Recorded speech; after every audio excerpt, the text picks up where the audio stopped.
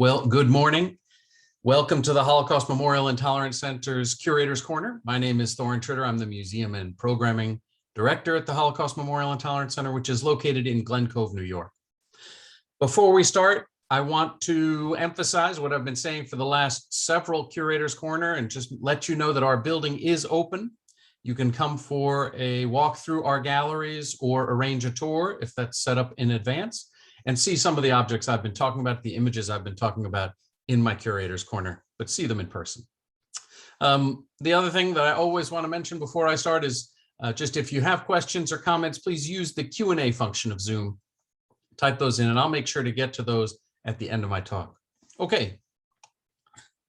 With those announcements taken care of, let me talk about what my focus is today, which is this photograph that stands. There's a large version of this photograph in our fifth gallery, in the gallery that deals with liberation and the end of the war. This is really a massive photo in that gallery.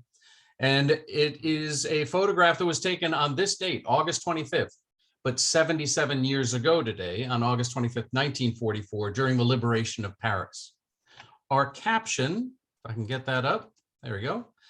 Our caption offers a brief summary and hints at some of the tensions that were present on August 25th, 1944. It says, with the help from the French resistance, Allied troops liberated Paris on August 25th, 1944. Can you tell what the tension is there? Maybe it's less obvious than I think of it. The tension is about who gets credit for the liberation of Paris. Was it the Americans, the Allied forces, the French? Our photograph shows an American soldier or several American soldiers in an American vehicle, but our caption mentions the French resistance and Allied troops. So we're trying to cover all our bases here in the museum. If you look at accounts in France, you're likely to find more emphasis on the actions of the French, both the resistance and on French troops. Perhaps you would be more likely to see a photograph like this showing General Charles de Gaulle leading a procession down the Champs-Élysées on the day after the liberation of the city.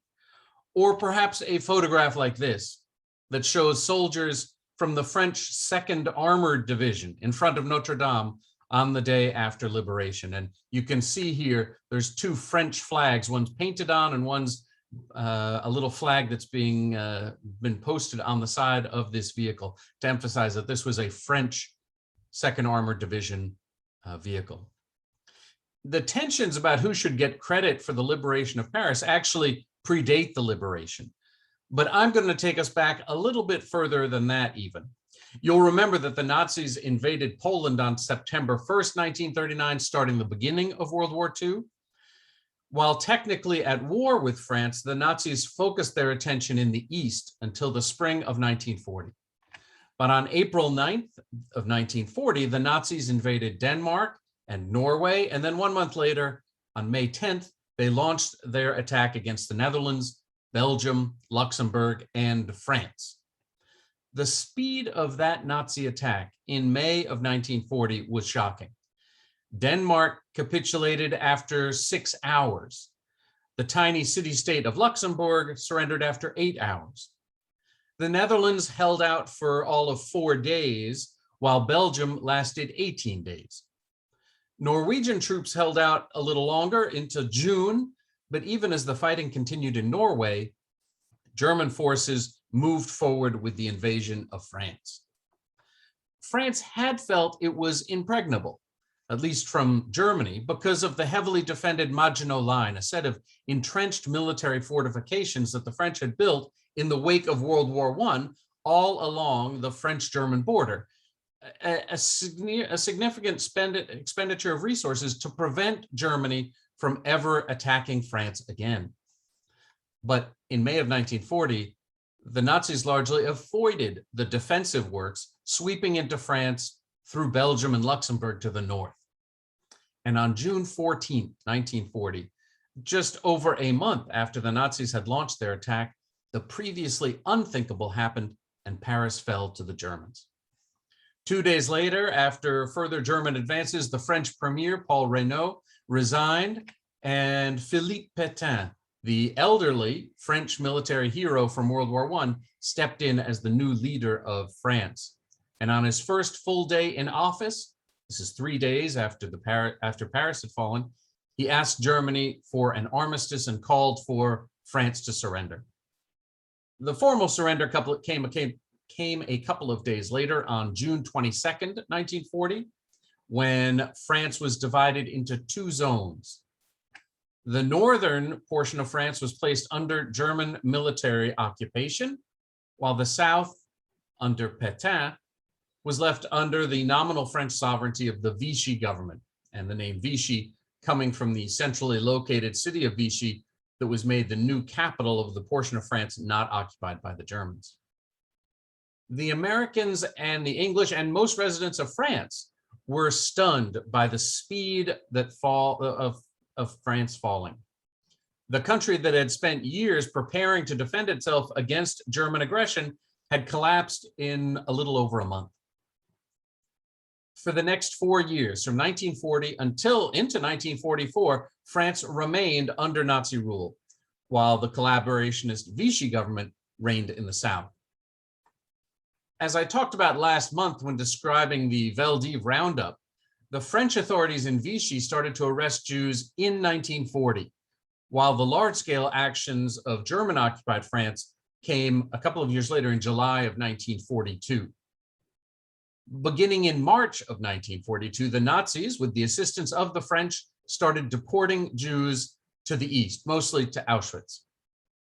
The arrests and deportations continued for the next 2 years into 1944, by which time about 77,000 Jews had been sent to their deaths in Nazi concentration camps, representing about a quarter of the pre-war Jewish population of France. We have information about the deportations actually in staggering detail. I'm not sure, oops, sorry about that. There's the caption of that photo.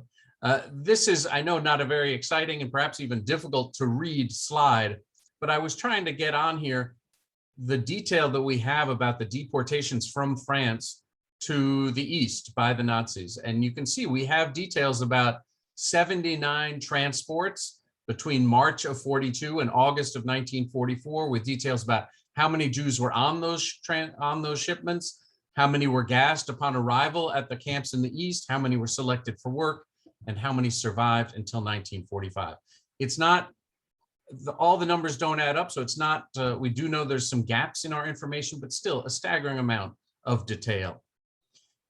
You will remember that the Allies finally broke into France on D-Day, June 6, 1944. Although they expected to quickly move east, south and east towards Paris and then to Germany, the Allies got hung up in the hedgerows of Normandy. Finally, after almost 2 months of fighting in Normandy, the Allies secured control of the Normandy Peninsula by the end of July of 1944, and then began pushing to the east. But even as the Allied forces in France were less than 150 miles from Paris, the Nazis and the French continued to plan for deportations of Jews. On June 30th, 1944, almost a month after D-Day, 1,100 Jews were sent from the camp of Drancy, north of Paris, to Auschwitz. A month later, 1,300 more Jews from Drancy to Auschwitz. And on August 11th and 17th, a total of another 481 Jews sent to the east. Of those 2,881 Jews sent after D-Day, we know that at least 1,333, almost half of the total, were immediately murdered in the gas chambers of Auschwitz. And we also know of only 467 who survived the war. Those Jews who were just days and weeks away from liberation ended up suffering the same fate as the Jews sent east 1 and 2 years earlier. I will add that German rule was not easy on most Parisians. While non-Jews were not the targets for deportations and murder, by 1944, they had faced 4 years of strict rationing, which had drastically reduced food intake, especially for those who couldn't afford to buy food on the black market or who didn't have friends or family living outside of the city who could send some supplemental parcels of food to them. Paris also saw outbreaks of tuberculosis and a sharp increase in the rates of childhood illnesses and malnutrition. For the Allied leaders, however, the focus was not on alleviating any of those difficulties or challenges, but instead on the larger objective of pushing the Germans out of France. On August 15th, with Allied forces less than 150 miles away from Paris, the French resistance in Paris opened a new offensive against the Nazis. The same day, employees of the Paris Metro and the police went on a general strike. Postal workers followed the next day, who were also followed on August 18th, with others in most work in the city. So a general strike in the city, shutting it down. 2 days later, on August 20th, the French resistance put up barricades on various streets in Paris, organizing themselves to put up with a siege against the Nazis. Trucks blocked some roads, trees were cut down, trenches were dug, and the cobblestones and bricks used to build other barricades. The man in charge of defending Paris from the Allies and from the French resistance was General Dietrich von Choltitz, who had arrived on Paris. He was new in Paris. He had just arrived on August 8th. He had gotten the order to get there on the 7th, arrived on August 8th. Von Choltitz was one of the few senior generals of the Reich not implicated on the July 20th plot to assassinate Hitler that had just happened a couple of weeks earlier. So he remained to Hitler one of the few trusted generals that Hitler could rely on. And he had a reputation of being a Nazi's Nazi, a hardcore follow the orders guy. He had also overseen the destruction of Rotterdam and Sevastopol earlier in the war. So he seemed like a guy who was ready to play pretty significant hardball and fight to the death here in Paris. Eisenhower saw there was a strong possibility of getting bogged down in street fighting in Paris or suffering large casualties as the city would be literally blown up around the Allied forces. And so on August 21st, Eisenhower met with Charles de Gaulle and told him that Eisenhower thought that the plan was to go around Paris, to not take it. De Gaulle urged Eisenhower to reconsider, assuring him that Paris could be reclaimed without all the difficulties that Eisenhower feared. And then de Gaulle pushed the matter one bit further. He said if Eisenhower did not order the retaking of Paris now, then de Gaulle would order his own officers as part of the Free French forces to attack Paris by themselves. For de Gaulle, bypassing Paris was unthinkable. While the city's value as a military objective was limited, de Gaulle keenly understood its symbolic significance. Whoever liberated France's capital would gain a huge advantage in determining France's post-war political fate. And de Gaulle was determined that this advantage fall to the Free French forces, which he oversaw, rather than to the British or to the Americans or to other resistance groups. The following day, on August 22nd, as news of the resistance efforts in Paris spread to Eisenhower, he agreed that they should take Paris. He didn't want to let de Gaulle go in by himself. He also did not want the Germans to crush the French resistance, then the outbreak of French resistance in Paris. And he saw that there could be a morale boost for taking the French capital.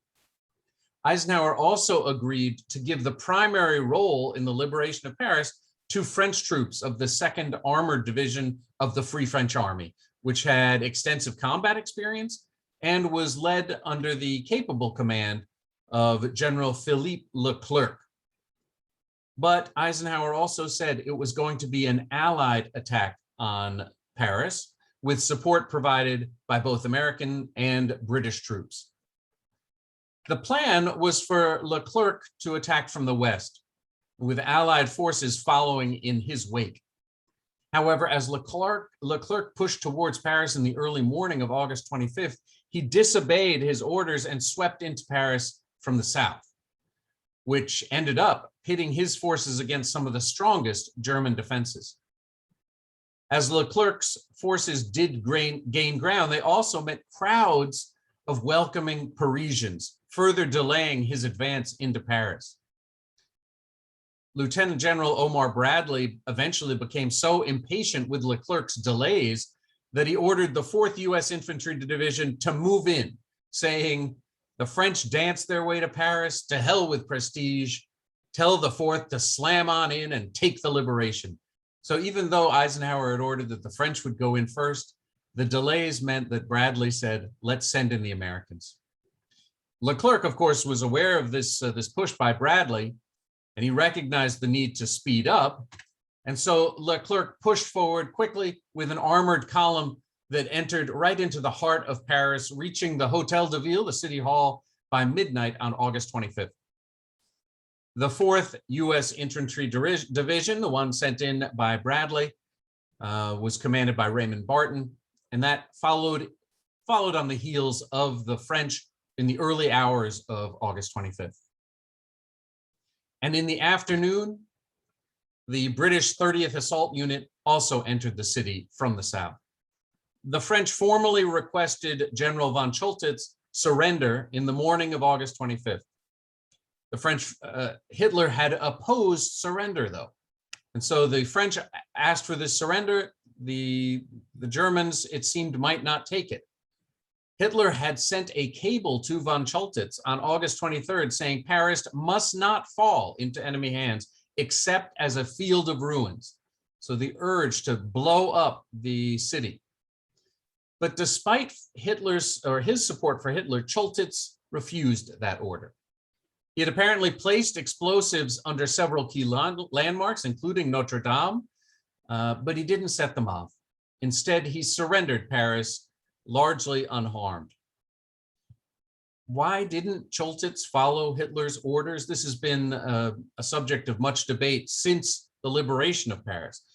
Maybe he was persuaded by the entreaties of various prominent residents of Paris. Maybe he had become disillusioned with the war and with Hitler.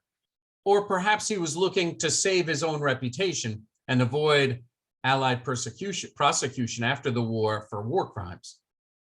In his own memoir, published after the war, Choltitz maintained that he had defied Hitler out of a love for Paris. He said the city was too beautiful to destroy.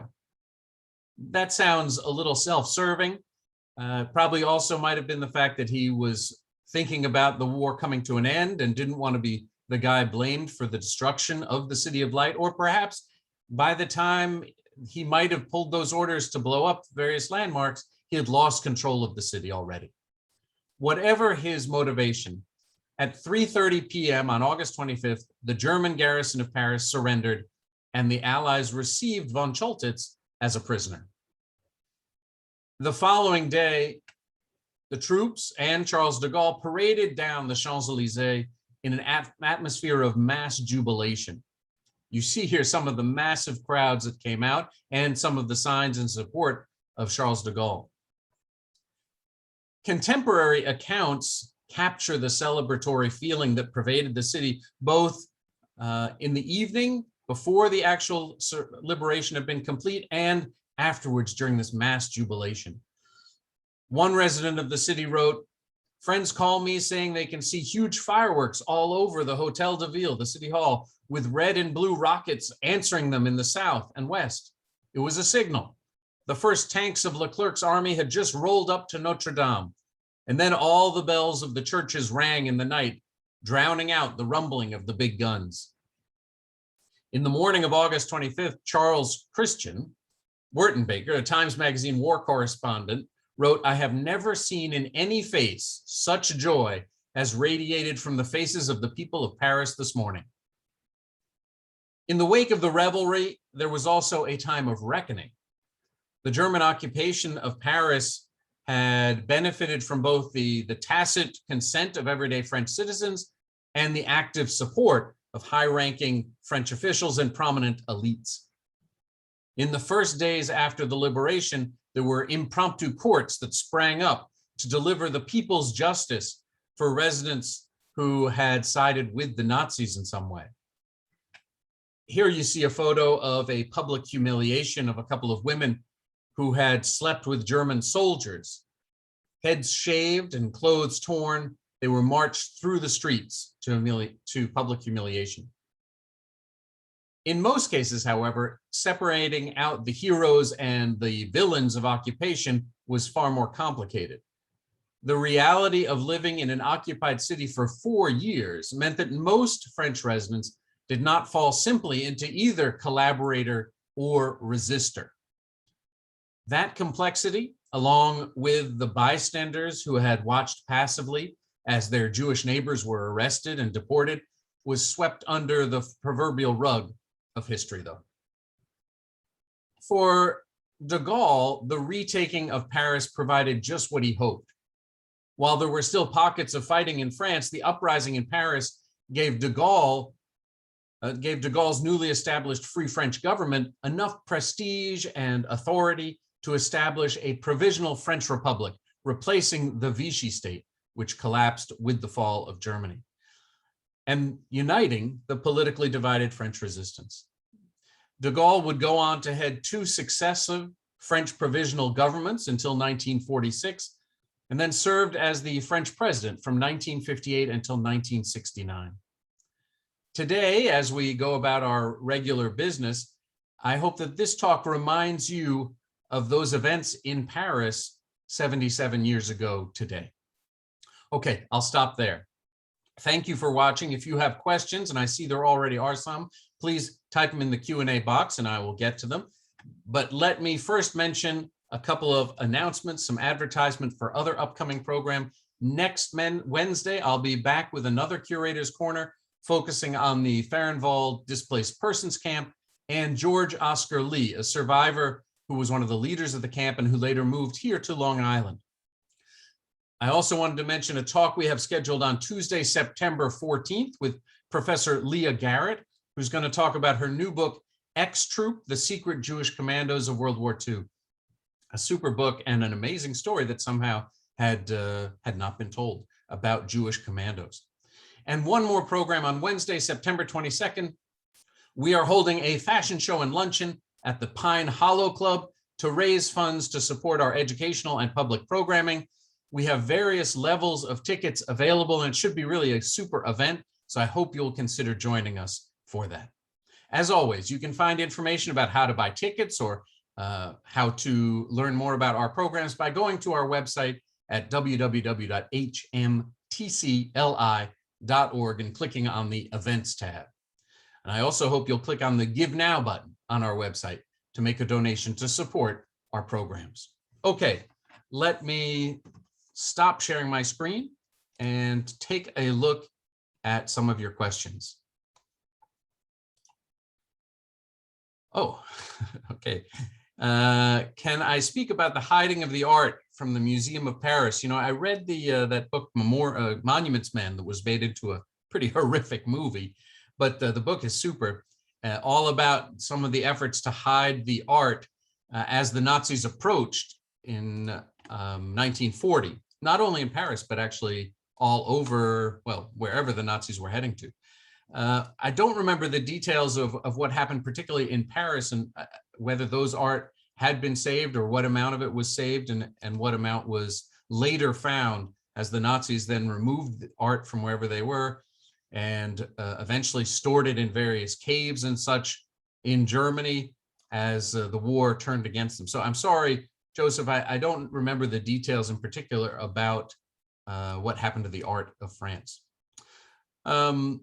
Do you know how people who are French and American tend to feel about what happened during the liberation and afterwards today? I'm not going to speak for all Americans or all French. I think there was a general sense of collaboration with each other, with the French and Americans, and just the joy of victory and retaking Paris overwhelmed any differences.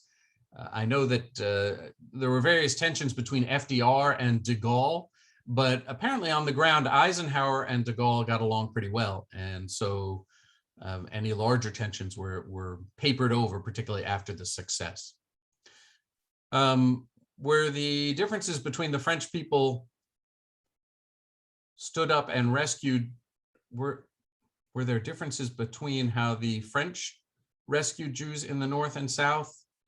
I'm not sure I quite understand the question, but there were certainly differences of being in occupied France in the North versus being in Vichy France in the South. There was most French Jews, I think, tried to get to the South to get away from the Nazis, but it was not all that safe either, because the Vichy government was completely collaborationist and was actively arresting Jews. Not only initially the efforts were to arrest foreign Jews, non-French Jews, but by 1942, down in Vichy France, they're arresting all Jews, or trying to arrest all Jews, and sending them to deportation. So they're being sent to the east from Vichy France just as well as from the north. Why were those who collaborated with the Nazis so easily exonerated? You know, I think it's more complicated than that. As I tried to suggest, if you're living under German rule, to survive for 4 years, there was a lot of kind of gray area where you might have done some things to work with the Nazis and others to oppose them. And probably nobody was completely free of some collaboration, except those who really actively joined in the resistance. Others were bystanders or not active participants, but many were either collaborators or resistors, and you just couldn't arrest them all, you couldn't punish them all. This is even the case in Germany. You know, when we went to the Nuremberg trials, a couple of hundred people were tried, but the whole nation of Germany were to some degree responsible for what happened. So I think that's what happened with France. Again, the fact that there was a French army that was fighting with the Allies also made the story much easier to tell about French resistance and French victory and French opposition to the Nazis, and the story of French collaboration largely de-emphasized. Yes, Felice, you're noticing in that photo that I showed of the French women who had slept with the Germans that there was a swastika painted on the forehead of one of the women, and I'm not sure if it was painted or if it was tattooed or some other thing, and also on the cheeks of the other woman. So yes, there was kind of a physical labeling of those women as kind of with the Nazis. Another question, I understand that once Germany took France, Hitler gave orders not to bomb Paris because he wanted to leave Paris as a playground for his Nazis. Is this true? I don't know the details of it, but things moved so quickly that the Nazis moved into Paris by July 14th. The fighting had started on May 10th, and Paris, French troops were kind of on the run from the start. But I wouldn't be surprised. I don't know if that exactly, if he ordered there would be no bombing, but I wouldn't be surprised with it. Sorry, I don't know the details of that. Okay, well, thank you very much for joining me today, and I look forward to seeing you at some of our other programs soon. Be well, everybody.